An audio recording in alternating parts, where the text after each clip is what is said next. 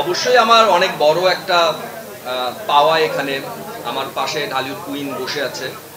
তার সাথে screen share করতে পারাটাও অনেক বড় একটা ব্যাপার। তার কথা কেন বলছো না?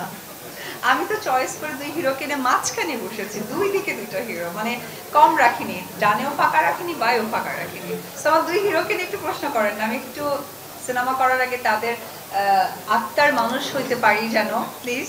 যখন আমাকে গল্পটা শোনানোর পরে যখন আমাকে বলে যে কো আর্টিস্ট অপু বিশ্বাস, তখন আসলে আমার মাথার মধ্যে এক ধরনের ঘুরছে যে ও অপু বিশ্বাস, ওনার সাথে আমি স্ক্রিন শেয়ার করতে পারবো। সত্যি কথা বলতে বাংলা চলচ্চিত্রের যদি কোনো রাজা থেকে থাকে, সেটা হচ্ছে যে আমাদের সবার প্রিয়, আমাদের আইডল বা সুপারস্টার শাকিব খান। আর বাংলা চলচ্চিত্রের রানী হচ্ছে আমার পাশে বসা, সে হচ্ছে অপু বিশ্বাস। তার সঙ্গে স্ক্রিন শেয়ার করার যে আমার আনন্দ এবং ভালোবাসা,